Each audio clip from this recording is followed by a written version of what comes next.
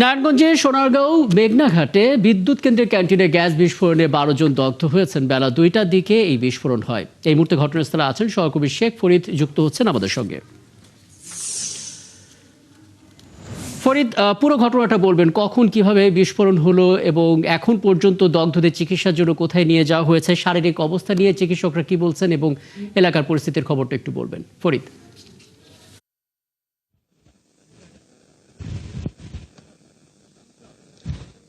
রাকিব, ধন্যবাদ আপনাকে।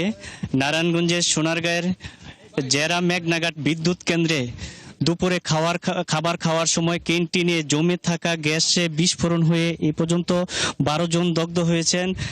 তাদেরকে ঢাকা মেডিকেল কলেজের বার্ন ইউনিটের প্লাস্টিক সার্জারি ইনস্টিটিউটে ভর্তি করা হয়েছে।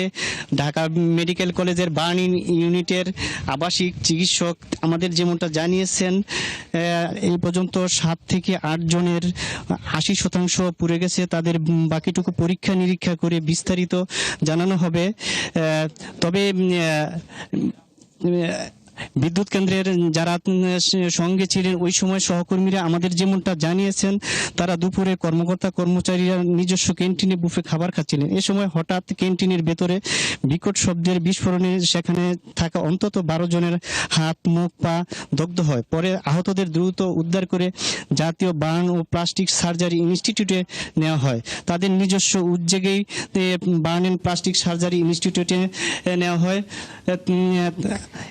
তার মানে বিদ্যুৎ কেন্দ্রের ক্যান্টিনে আসলে গ্যাস বিস্ফোরণ হয়, কারণটা এখন পর্যন্ত জানা যায়নি। এবং আপনি বললেন ১২ জন যারা দগ্ধ হয়েছেন তাদের মধ্যে ৭ থেকে ৮ জনের প্রায় ৮০% আসলে পড়ে গেছে, যারা এখন বার্ন ইউনিটে চিকিৎসাধীন। নিশ্চয়ই পরবর্তীতে আরো কথা হবে, আরো আপডেট আপনার কাছ থেকে জানতে পারবো। সহকর্মী শেখ ফরিদ যুক্ত হয়েছিলেন, বলছিলেন নারায়ণগঞ্জ থেকে।